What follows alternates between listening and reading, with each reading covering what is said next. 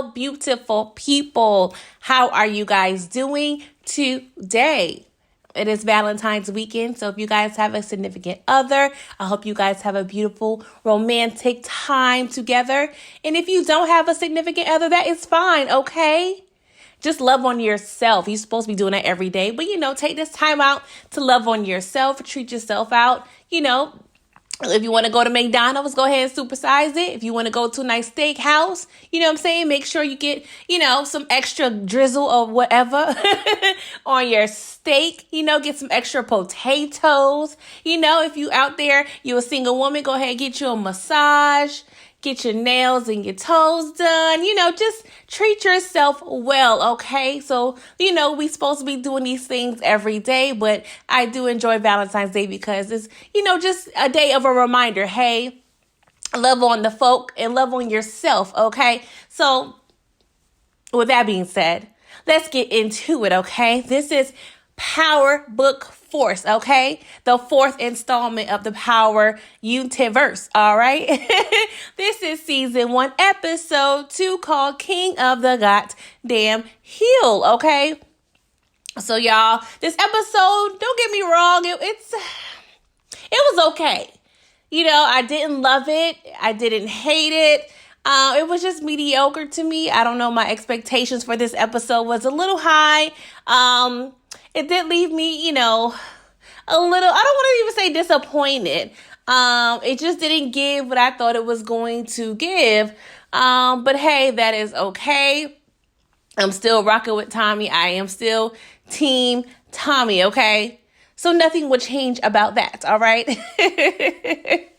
But y'all, this episode, okay, it starts off with Tommy. He's looking the city, he's overlooking the city. He's looking at the beautiful waters and the skyscrapers, and he's reminiscing, okay? He's looking at pictures of Keisha and Cash, and I'm like, oh my God, Tommy. He just need one of them good old church hugs, okay? So many people in the Power Universe just need of a good church, big boob, big mammy hug, okay? Please,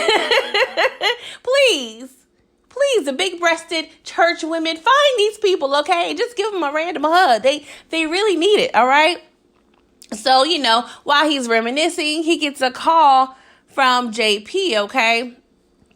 And he says, oh, shit. You know what I'm saying? So I'm like, oh, God, did Grandma die? Did Grandma die? I mean, Tommy just reunited with the grandma, okay? She cannot be dead. So he hangs up the phone. But right before then, we see a car pull up in front of an establishment, okay? And, this car was this car was black, had a machine gun. We don't see any faces or anything. The tinted windows, prevent that. But they pretty much are shooting up this establishment. I'm like, oh my God, is this Gloria's bar? Like, what's going on here?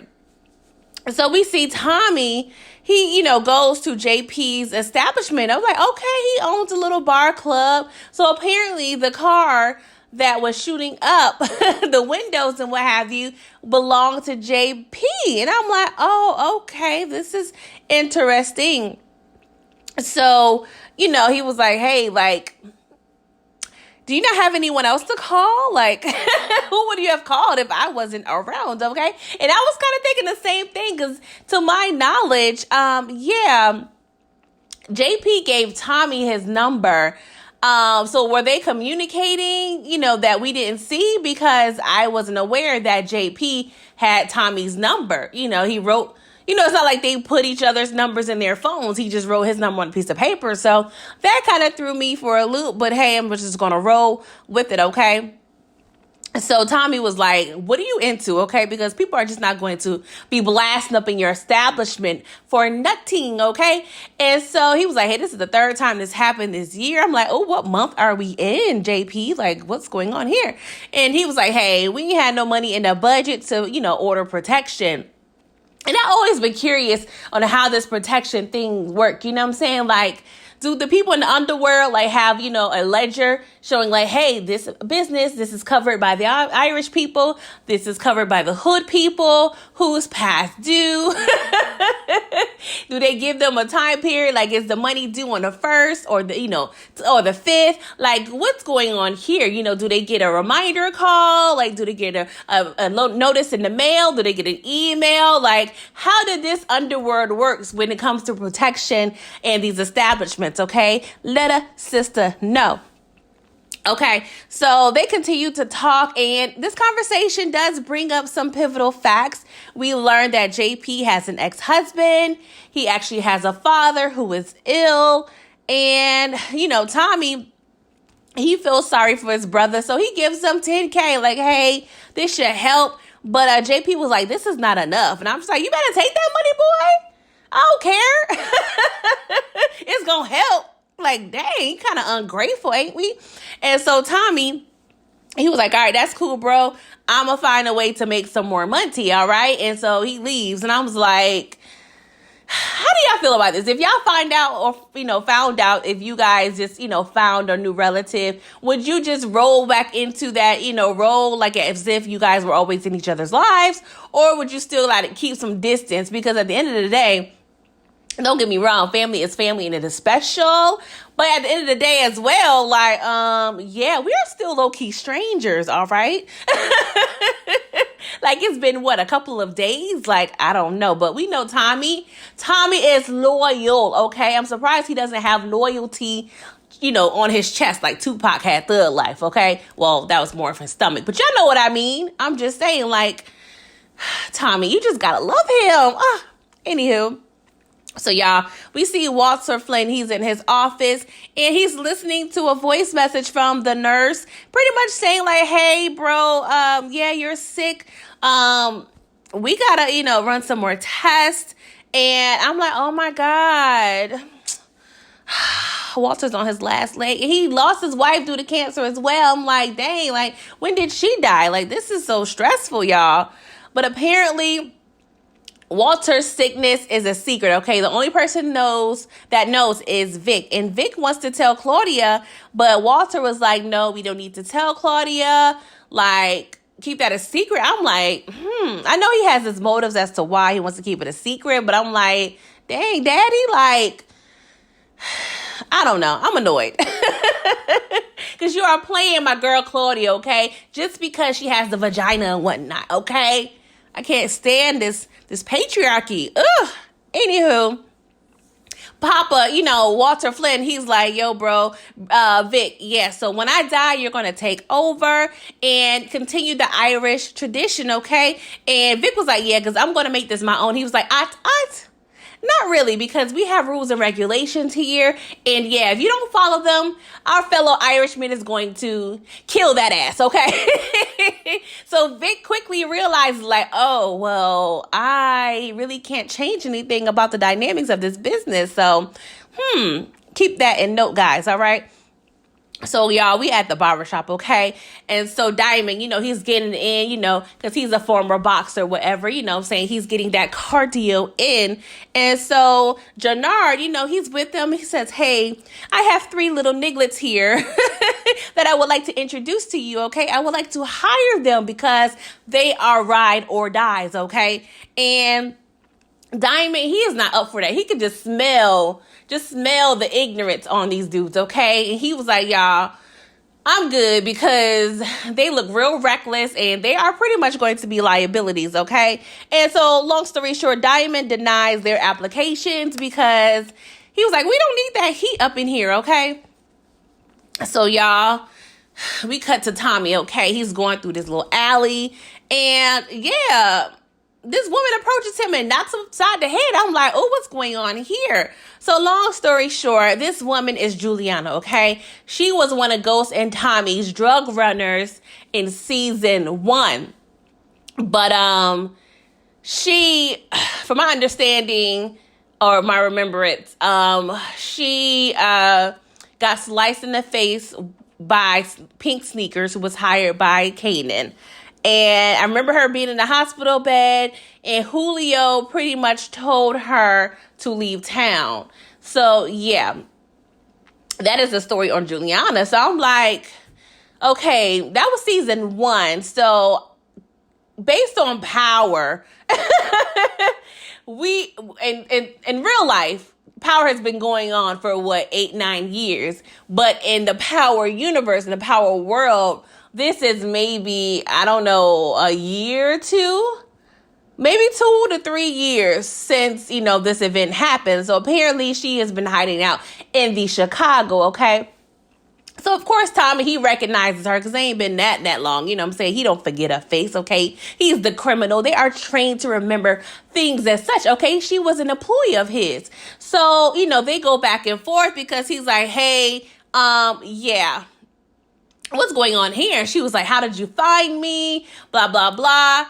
She heard that it was some white boy up in here, with a, Mustang, and she automatically realized it was Tommy. So she thought Tommy was coming after her, but she wanted to beat him to the punch and come after him. So they're tussling. So they see a cop. They kind of they're riding by or whatever. And so they were trying to play nice in front of the cop. So Tommy pretty much, leaves his and goes his merry way. Okay. Lord Jesus, Tommy, you just can't get away from the people of New York, all right? This is going to be interesting, y'all. So, y'all, we see stalker as Vic, okay? Vic is going to get on each and one of my nerves, okay? Let me just set this up here. So we see Gloria. She's out there having a nice little sexy shower, okay? And, she's all like glistening, what have you. And she kind of walks out of her bathroom area. And yeah, we see Vic standing there like in her kitchen. And so she didn't really seem shocked. So I'm like, okay, this is awkward. So long story short, they have a conversation, okay? Apparently Vic has a key to her apartment. So that's why she wasn't completely shocked, okay? But, he was like, hey, I ain't over us, okay? Keep hope alive, my sister, okay? Because we will be together. She was like, hey, the way your family's set up, that ain't gonna happen, okay? Because we know you have to have a purebred Irish son to take over the business, okay? And being that I have the melanin and whatnot, okay, that would not happen. That would not be allowed. So, bro, just get away with this idea, okay? But she does admit that she loves him. I'm like, oh, girl, you do love him? Because I didn't get that vibe episode 1. I mean, you gave it up to Tommy fairly quickly, my girl. So, yeah. She is confusing the hell out of me, all right? So, long story short, she asked, Vic for the key back. And he was like, nah, bruh. If you want me to get away from your life and not be available to you anymore, you would just change the locks. I was like, okay, you sound real crazy right now, Vic. You sound real crazy. So he leaves, all right? So Tommy, he goes to the, the family barbershop, okay? And he pretty much gives the drugs back. And he's like, hey, these drugs are stepped on, so have at it, okay? So Jannar was like, you dumb as hell, bro, because you could at least kept the money. I was like, yeah, you right. You right, Jannar. Like, what's going on here? Tommy, you trying to make the money, but you're giving up money. Like, make it make sense. But we know Tommy. And as we see with the episode progresses, he's making a lot of investments here and there and what have you, okay? So the little nigglets that Jannar got hanging around him. One of them is Isaiah, okay? And it's played by the singer Jeremiah. I was like, okay, Jeremiah. I mean, I'm kind of open to you being a little, hood rat and whatnot. Okay. So they get a little mouthy. They exchange words and what have you.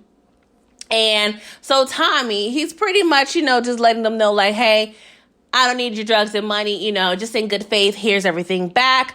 But yeah, Jeremiah, he wasn't really feeling Tommy. So he pretty much draws his gun on Tommy. And so the other two little nigglets that are outside, they come inside. So Diamond, he's not feeling all of this up in his not his drug shop, his barber shop, but it will be a drug shop probably. So, the little niggas was like, we don't listen to you, Diamond. Jannard is our boss. So when he say the word, we'll, go ahead and retreat.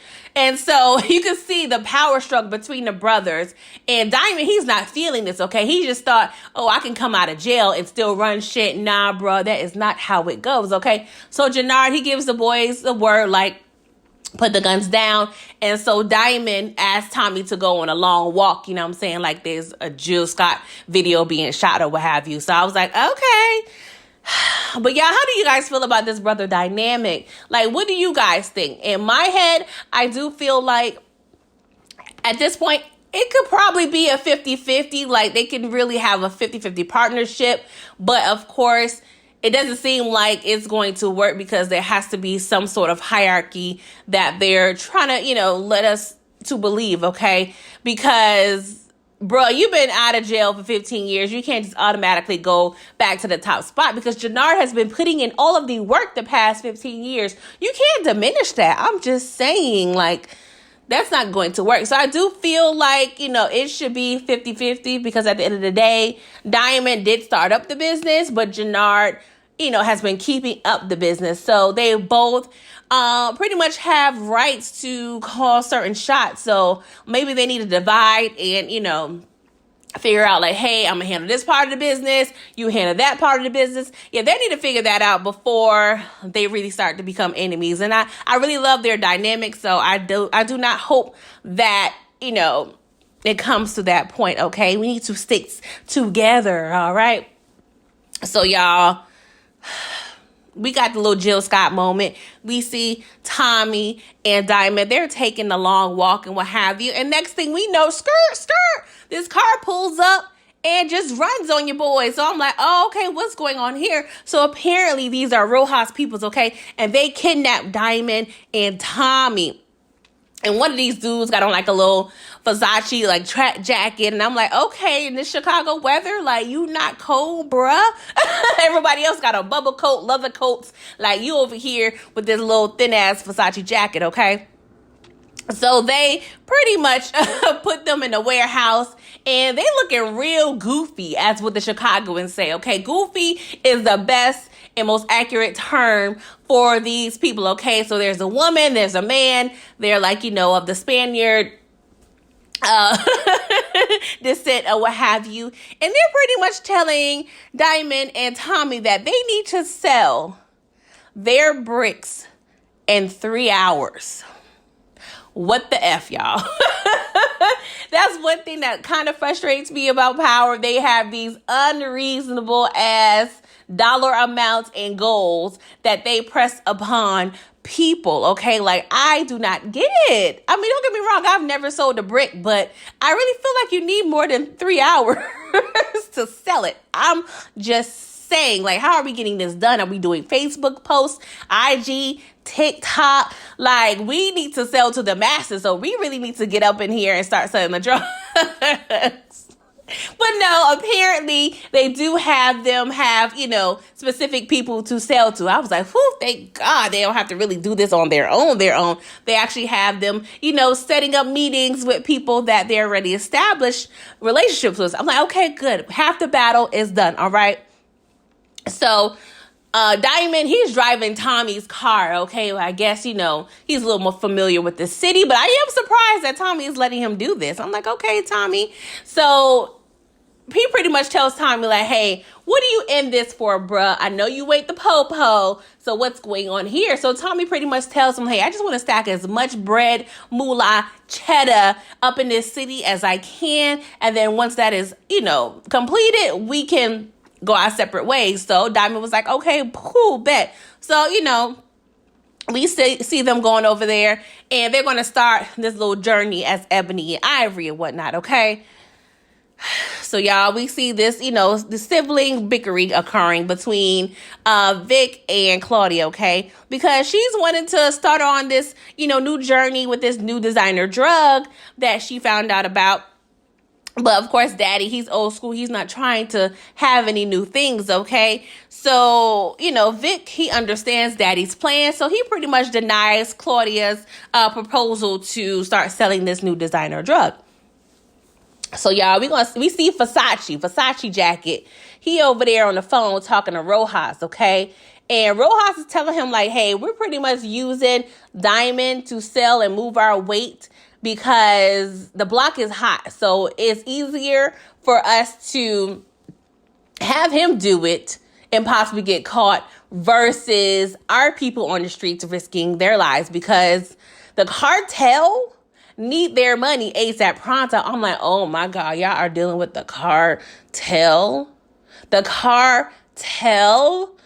Whew, when I hear that word, I immediately think of blood, okay? So while he's on the phone with Rojas, he's actually staking out Jannard, okay? So Jannard is about to get in his Lambo. But yeah, we kind of feel like Jannard, he ain't gonna be getting in that car, all right? So Ebony and Ivory, they're going around the city, making the drops, making the moves around the city. They first go to this auto shop, drop off the weight with the Spanish people, and get the money. We see them going to this deli, and they're selling to the Drews. Oh, Lord, not the Drews. I swear Drew be talking about me every season of every episode. I don't know what's going on here. The Jews over there, they're testing the product. And I'm like, okay, we got the Jews up in here. We know, they be trying to dibble and dabble and stuff and whatnot. And then, we see your boy, Diamond, he's outside, waiting on Tommy to be done. But the Jews, they got to test the product again. I'm like, yes, for the thoroughness. Go ahead with the Jews and the thoroughness. I like it, but they're taking way too long. So Diamond, he goes up in there acting like he's trying to buy a sandwich just to see what's going on. But everything, is all right. So I'm like, okay, cool. Whew, 2 down. Okay. So next stop is the crack house or whatever. And I'm like, okay, this is interesting. And so Tommy's over there making his deal with the, people in the crack house. And so this cop pulls up and pretty much asked Diamond for a license and registration, okay? Because he saw Diamond text and drive, which is illegal. The plates are out of state. And so I'm like, oh, Lord Jesus. This scene, I ain't gonna lie, it was very triggering to me. Like, on a serious note, these scenes really bother me. Like, if you are African American, whether you are male or female, this scene should kind of strike some type of emotion out of you, regardless. Because even though this is a show, this happens in real life. And it's stressful. Like, we shouldn't have to go through this. But lo and behold, this cop is very, just high strung. And you could tell he's racist. And Diamond is telling him, like, hey, I'm sorry, but I am not removing my hands from these steering wheels. Because if you mistakenly feel like I'm making false moves and get the shots a ringing, yeah, that's not a risk I'm trying to take. So I'm like, Lord, Tommy, come the F on, Tommy. We don't got time for this. So Tommy finally comes out. He's like, hey, officer, is there a problem? So they connect on the, white boy privilege of it all. And long story short, Tommy was like, hey, this is my barber, David Sampson. I'm like, David? Okay, anywho.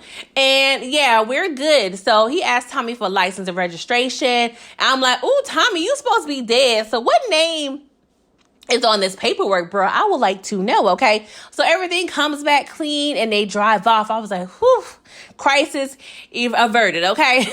I was stressed out, all right? So in the midst of them doing these drops, they do get a call from Versace, pretty much letting them know that Jannard has been kidnapped. So I did leave that out, unfortunately, okay? So they get done with all of their drops. So they drop off the money. So they go into this little spot. They immediately have these little high, laser beams coming up on them. So they know, these people got the drop on them or what have you. So Diamond immediately, hey, where's my brother? Okay. So they pretty much exchange the money for Jannard. And, it goes pretty smoothly. Okay. And so they leave. And so Tommy and Diamond, they have a little post drug exchange meeting, okay? And so they give Tommy his $25K, which was his cut for his services for the day. And I'm like, how much did they make the entire time, okay? Because Tommy was out there risking everything. He was the one going inside of all of these places. Is that really, fair? I don't know. I would need to see the breakdown, okay? Anywho, Diamond was like, how did you know my name was David? Oh, you peeped that on my barber's license, did you? And Tommy was like, yep. I was like, okay, Tommy, for the details. See, I love this show because we are really getting to see everything that Tommy has to offer, okay? He was always Ghost's number 2, so we're now seeing Tommy and what he is all about, and we get to see all the great benefits of Tommy and how much smarts he has. I mean, in this show, he is maybe 40? Or, going into his 40s? So, yeah, he's been in this game, 20, 25 years. So he has a lot of knowledge. He's escaped a lot of the BS that happened in the original Power, which was a lot of BS. So, yeah, he does have a lot of smarts. And I'm loving that this show is really showing, like, Tommy ain't no dummy, okay? So, Diamond proceeds to ask Tommy, like, hey, why did you take this ride with me? Why did you agree to all this? Like, what's going on here? Okay. And so Tommy was like, I was just, just trying to give you some backup. He was like, you ain't the backup type dude. So keep it real with your bruh. Okay. So he was like, you trying to clock my city. And Tommy was like, I don't know what you're talking about. But now that I think about it, yes, Tommy, that was genius. Tommy was able to pretty much figure out, where the moves are being made. He knows where the Jews are in terms of the operation, the people at the auto shop, the crack house. Like, he was able to kind of see how things move and how things navigate. They was able to see his face, so they are going to be familiar with him. So Tommy is low-key like a genius, okay? I'm so proud of you, Tommy. I just want to give you a hug. Anywho, so we see Tommy, he's driving around in the city. It's nighttime. I'm like, oh my God, who's going to pull up now? Like, I'm stressed. But no, he parks and he goes and he sees this little for sale sign of this little spot that he saw earlier in the day. So he goes and knock on the door. And so this little old scraggly looking guy, he answers. He was like, the game is over. So it may be like a little underground gambling spot. So Tommy pretty much pays off the resident to move. And so this becomes Tommy's new bachelor pad. It's like a little, loft or what have you, kind of, sort of. But it's definitely Tommy's vibe. Is all dark and, industrialized and whatnot. But I'm like, Tommy, I'm going to need you to clean up, okay? Because we got the COVID up in here, okay? So clean all that COVID out before you get all settled in and whatnot, all right? So, which was cute, y'all. He sees like a little map of the city on the wall. So he, puts it on the table. And you can see Tommy like planning and strategizing. Like, ooh, Tommy, that is so cute. And I love me some Tommy, y'all. So we see Juliana, okay? She on the couch watching TV, okay? And so she hears a little noise. And I'm like, girl, you got some good ears. But I guess if you want to run, you really trained to like know your surroundings, okay? So she ups and leaves and gets off the couch. And so we see Tommy, he coming in with the gun. And she kind of, knocks Tommy, on the couch or what have you. So they're getting in this little tussle. And I'm like, now, Tommy's strong, okay? But Juliana is really like giving Tommy the business. I'm like, girl, you been taking your vitamins. You on steroids. Like, you in the gym. What is up, girl? Okay. You are really hanging in with the best of them. Like, I ain't mad. Okay. So they're going back and forth like, how did you find me? And she's like, how do you find me? And so it's like all this drama, what have you. And Tommy pretty much said, hey, every time Ghost left someone behind, it came to bit us in the ass. I'm like, you are right, okay? Because I'm still pissed off at Maria Suarez, all right? Ghost should have capped her ass, okay? That's what happens when you have a hort. When you have a hort in this game, okay? Shout out to Scully from Snowfall. So yeah, they're tussling and what have you. And so Tommy somehow, knocks down a hole in the wall and we see a big ass brick, okay? And it had the card, the little signal of the Jimenez brothers from what I recall. And I'm like, oh my God, this is good and bad at the goddamn same time, y'all. Woo! It is cute and funny how we're seeing like threads original Power and Power Book 2 and Power Book 4, because we know that Mecca was snitching on Jimenez. We saw, Keisha in one of the last episodes of Power Book 2, and we see a picture of her and Cash in this episode. So I'm liking the threading, but there's still some differences, and of course with the branches of the Power series. So I like the little tidbits of tying everything together, but still being separate, y'all. So I definitely appreciate that. But yeah, the episode ends, and yeah, y'all, what's going on? Is Tommy and Juliana going to be partners? I don't know if she can be trusted, because she know Tommy is crazy as hell, okay? And with the Jimenez being involved, like, are they really going to be a good connect for Tommy? I don't know. And then is there going to be some sort of riff with Diamond? Oh, I forgot to mention one of the last scenes, Tommy went back to the barbershop and showed the dudes the Versace jacket that the guy wore, because I apologize, I forgot to mention that Tommy went ahead and scorched the two kidnappers from Rojas's crew in the trunk of their car. So, yeah, y'all, I'm sorry. I forgot about that little tidbit there. I apologize. But yeah, Tommy got two bodies. And so the fact that he kind of did them a quote unquote favor by killing those two people, that kind of makes Diamond kind of old Tommy. So maybe there would not be a beef after all. I don't know.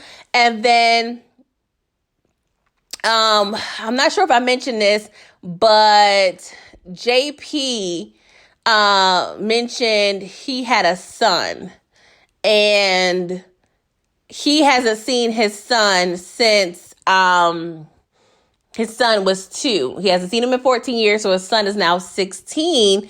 And when they was at grandma's house, and I forgot to mention this too, they had a whole scene at the grandma's house, and they had this couch with the plastic furniture, and I'm like, oh, I didn't know white people did that too. That's cool to know.